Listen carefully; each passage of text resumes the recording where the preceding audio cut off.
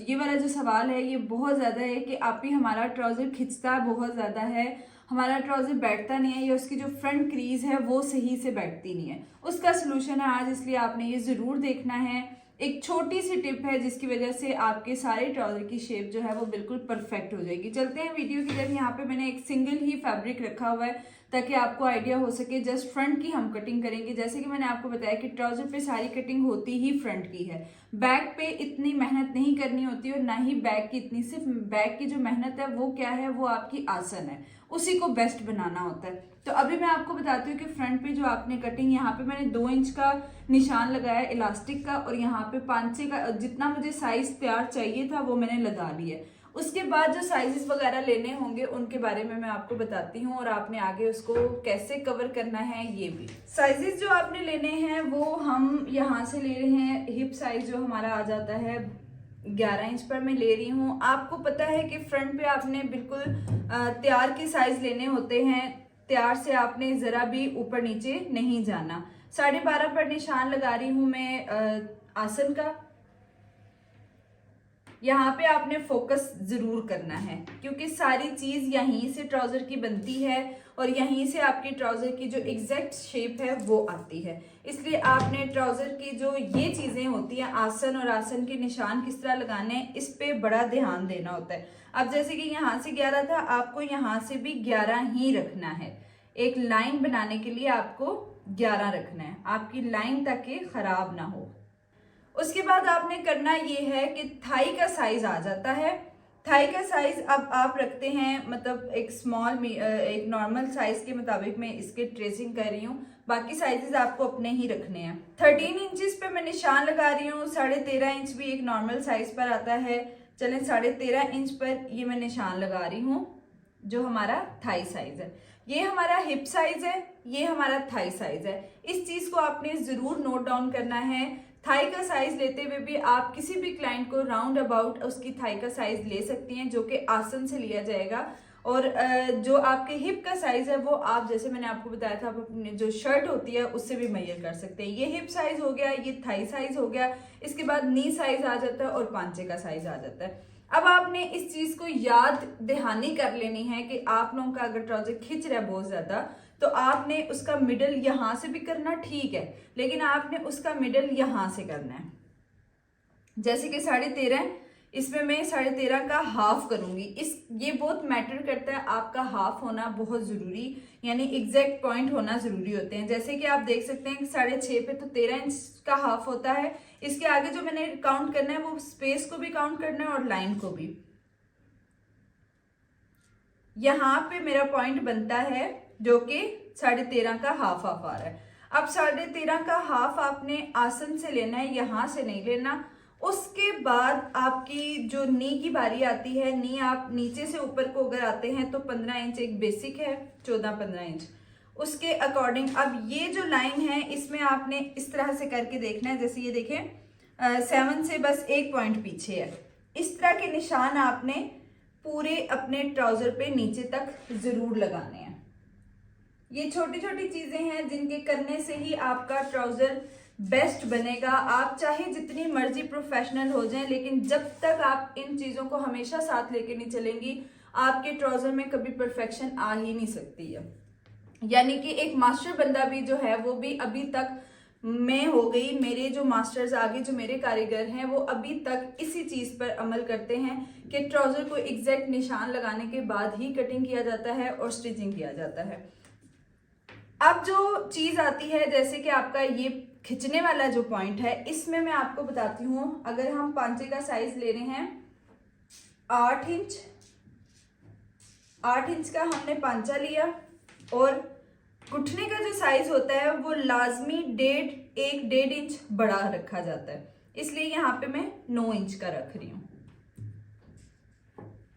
8 inch पांचा और 9 inch हमारा आ गया यहाँ से नी का साइज, घुटने का साइज। अब आपने करना ये है कि इस स्केल का इस्तेमाल आप जरूर अपने ट्राउजर कटिंग में जो है वो अपना लें। यहां से हम घुटने के साइज तक पहले मैच करेंगे, उसके बाद हमने इसको मैच करना है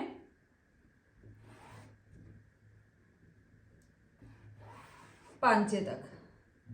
ये भी हो गया। इसके अलावा आप यहाँ पे स्केल रखें,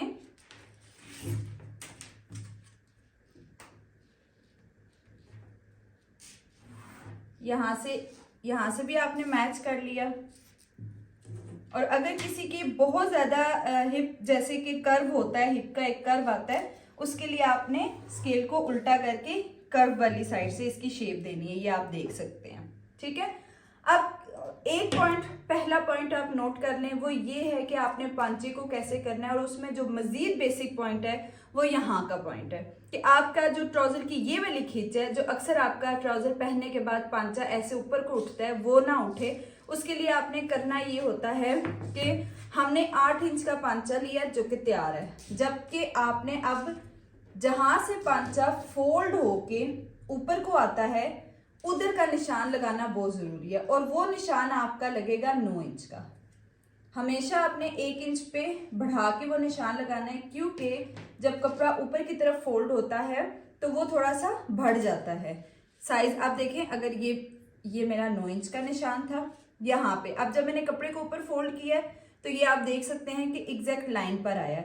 और अगर मैं इसको 8 इंच पर ही करती हूँ, जैसे कि मैं आपको यहाँ से बता देती हूँ, आपको थोड़ा सा यहाँ क्लोज करके बताती हूँ कि जैसे मैंने 9 इंच का जो एक्स्ट्रा निशान लगाया था यहाँ से, ये आप देख सकते हैं ये 9 इंच का एक्स्ट्रा निशान है, उससे हमारे ट्राउजर के पांचे की शेप ये वाली आती है। इसको लगाने का मकसद ये होता है कि जब पांचा ऊपर की तरफ फोल्ड होता है तो इस लाइन के एग्जैक्ट बराबर आए, बैक भी जुड़ती है, बड़ा हो जाता है। अगर आप 8 पे ही लगाएंगे तो ये देखें आपका 8 इंच लाइन से कितना अंदर की तरफ आ रहा है, और यहाँ से भी आप देखें, और पांचा हमारा ये है। इसको तिरछा ही होना पड़ेगा, तब जाके जब आप एग्जैक्ट ये वाली सिलाई लगाते हैं तो आपका पांचा एग्जैक्ट जुड़ता है। अगर आपने 8 पे निशान लगाया तो आप खींच के इसकी सिलाई लगाएंगे, जिसकी वजह से आपके पूरे ट्राउजर में खिंच आएगी, और ये भी सबब बनता है आपके इस वाली खिंच का। उसके अलावा मैं आपको बताती हूँ कि आपने आसन में क्या काम करना है। अगर तो मैं आपको बताऊं तो जैसे ये हमारे पास हिप स्केल होता है, आप इसकी भी शेप देख सकते हैं। हम अपने ट्राउजर में, मैं यहाँ पे छोटा सा एक ट्रेस करके आपको बताती हूँ ताकि आपको समझ आ सके। आप अगर अपने आसन की कटिंग बिल्कुल ऐसे गोल करेंगी, बिल्कुल ऐसे गोल, तो आपका ये ट्राउजर यहाँ से हर सूरत खींचेगा, तब भी इसमें खिंचाव जरूर आएगा। आपने अपने आसन की यहाँ से कटिंग अगर थोड़ी सी ऊपर मीडियम गोल की, तब भी ये खिंचेगा। इसका तरीका कार ये आप स्केल का इस्तेमाल भी कर सकते हैं, लेकिन उसके अलावा आपने बड़े स्मूथ हैंड के साथ यहाँ से जाते हुए बिल्कुल एक ये वाली शेप आनी चाहिए। आपकी शेप गोल नहीं हो, आपकी शेप ऐसे हो। ये जो शेप है आपके ट्राउजर की, ये आपके ट्राउजर को यहाँ से कभी भी खिंचाव में नहीं लाता। ये वो पॉइंट है जो आपने अपने पास जरूर नोट करना है। एक बार फिर आप देख लें कि यहाँ की शेप और यहाँ की शेप में कितना फर्क है।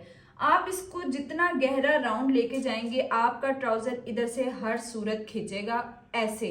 आपका जो ये अक्सर पांचा खींच रहा होता है, आप लोगों को फिक्र होती है, ये चीज आप जरूर अप्लाई करें कि बड़े स्मूथ हैंड के साथ आपने यहाँ से कर्व होना है। बहुत डीप कर्व आप इसमें नहीं बना सकते हैं। डीप कर्व आपने जब बनाया तो आपका ट्राउजर यहाँ से खींचेगा। आपने लूज कर्व बनाना है। इवन यहाँ से भी आप देखें कि अगर आप इसको स्मूथ लाइन लेकर चलेंगे, ये स्केल का इस्तेमाल इसीलिए किया जाता है ताकि ये देखें बिल्कुल एक स्मूथ लाइन बनती है। अगर तो आपने यहाँ से अपनी लाइन को चलाते हुए ये वाला कर्व दिया, तब भी आपका ट्राउजर जरूर खींचेगा। इन चीजों से आपने बचना है।